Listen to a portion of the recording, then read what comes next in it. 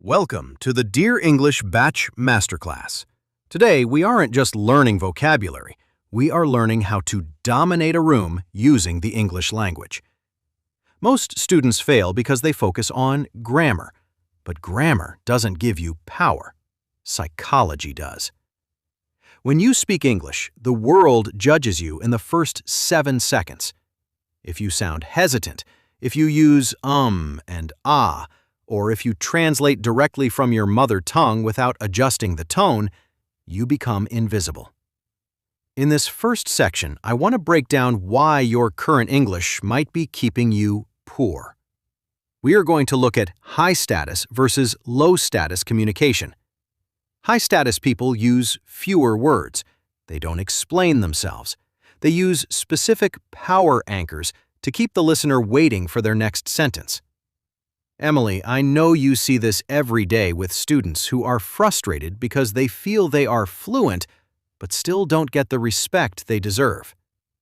Tell me, what is the biggest struggle you hear from the Dear English Batch community when it comes to feeling small in conversations? Alex, you hit the nail on the head. The biggest frustration I hear is that students feel like they are wearing a mask. They are confident in Hindi, they are smart, and they have great ideas. But as soon as they switch to English, they feel like a child. They tell me, Emily, I know what I want to say, but I end up saying, yes, sir, or okay, sir, because I don't want to be rude. They are terrified of the soft no you always talk about. They feel that if they don't agree immediately, they will lose their job or ruin a friendship. There is this deep cultural fear that being direct in English is the same as being disrespectful.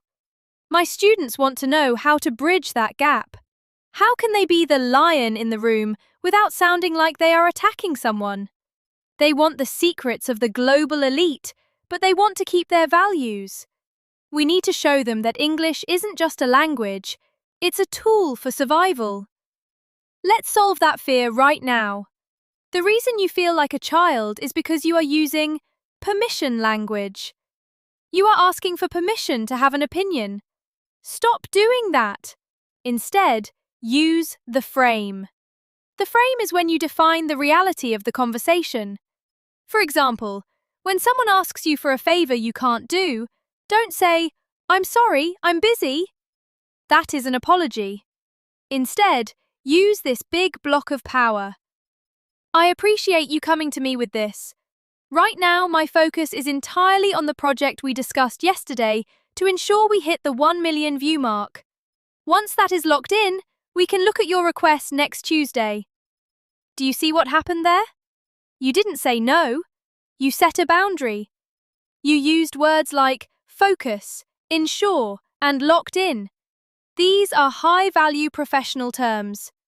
Emily, let's look at how we can translate the politeness of Hindi into this authority English so the students can actually use it tomorrow morning. That is such a powerful shift, Alex. In Hindi, we have levels of respect like aap and dum. In English, we don't have those words, so students try to show respect by being weak. I want to give the audience a direct comparison. Instead of saying, maaf kijiye, main ye nahi kar sakta, which translates to, sorry, I can't do this, they should use your phrase. Listeners, write this down. I'm not in a position to prioritize that today. It sounds like you are a CEO. Another big issue is the village silence you mentioned. My students are so scared of silence that they fill the air with, I think, maybe, and actually. They think silence means they forgot the word. But you are saying silence is actually a weapon. Let's explain to them exactly how to use that 3-second pause to make the other person nervous and give them the advantage. Exactly. Silence is the ultimate luxury. Only powerful people can stay silent. If you are rushing to speak, you look like you are begging for attention. Now, for the final secret of this masterclass, the ghost phrase. This is for when someone is being aggressive or trying to manipulate you in English.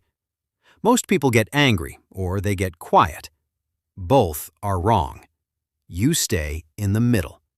You look them in the eye and you say, "That's an interesting way to look at it. What led you to that conclusion?" This forces the bully to work. It forces them to explain themselves while you stay calm. This is the Dear English Batch way. We don't just teach you to speak, we teach you to lead. Use these blocks of wisdom, study the tone of our voices, and remember, your English is your power. Don't give it away for free. Now that we've mastered the power no, we need to talk about the most important conversation of your life: money. Most English learners believe that if they work hard and speak perfect grammar, they will get a raise. This is a lie. In the global market, you don't get what you deserve, you get what you negotiate. The problem is that most people use poverty English when asking for money. They say things like, "I need more money because my expenses are high," or, "Please, I have been working here a long time." This is begging, not negotiating. If you want to reach the 1% level, you must use value-based English. You need to stop talking about your needs and start talking about your results. In this section, I'm going to give you the exact script to use when you want to double your income. We are going to look at how to frame your worth so that the company feels lucky to pay you more. Emily, I know many of your students at Dear English Batch are working in corporate jobs or freelancing.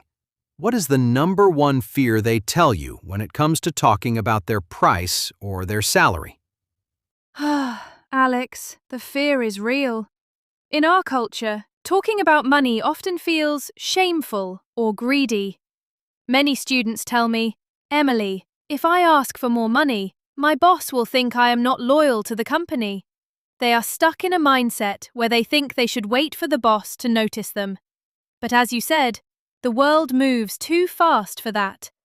They feel that their English isn't fancy enough to justify a high salary. They worry that if they speak up, the boss will find someone who works cheaper. I see so many brilliant people, engineers, designers, teachers, who are getting paid 50% less than they should because they don't know the money phrases. They want to know how to transition from asking to commanding.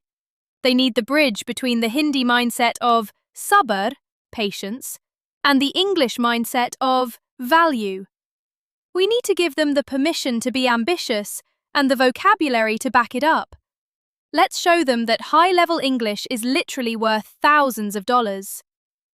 Let's fix that mindset right now. Here is the $1,000,000 script for a salary or price negotiation. Never ask, "Can I have a raise?" Instead, you schedule a meeting and you say this: "I've been analyzing my impact over the last 6 months. Based on the 20% increase in efficiency I've delivered, I'd like to discuss adjusting my compensation to align with the current market value of my role." Look at the words I used: impact, efficiency, adjusting, and market value. These are cold, professional, and powerful. You aren't asking for a favor, you are stating a business fact.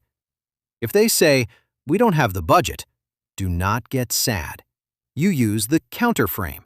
You say, "I understand budget constraints are a reality. Since a salary adjustment isn't possible today, let's discuss a performance-based bonus or a timeline for when we can revisit this based on the next set of targets." By doing this, you stay in control. You are telling them that you aren't going anywhere, but you are also not staying at the same price forever. Emily, let's translate these value phrases so the Dear English Batch students can see the difference between a worker and a partner. That is a complete game changer, Alex. I want the audience to really listen to the difference. In Hindi, we might think, "मुझे थोड़ा increment चाहिए क्योंकि महंगाई बढ़ गई है." If you translate that directly, you say, "I need an increment because inflation is high." That sounds like you are complaining. But when you use Alex's phrase, align my compensation with market value, it sounds like a professional contract. Listeners, write this down.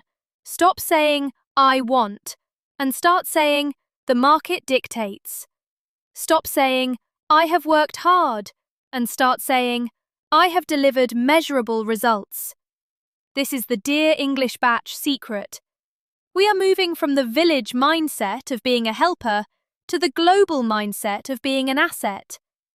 Alex, what about the people who are just starting? The ones who don't have results yet? How do they use English to look more expensive than they actually are during an interview? If you are a beginner, your power is in your potential and your curiosity.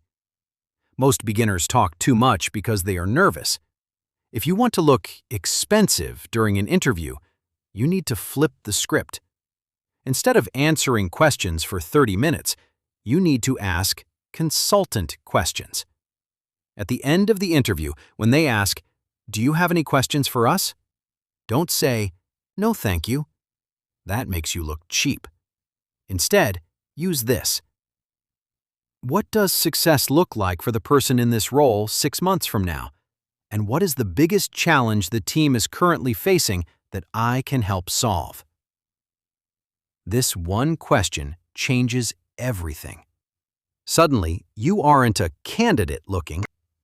This has been a life-changing hour. If you want more marathons like this, don't forget to subscribe and join the batch. See you in the next episode.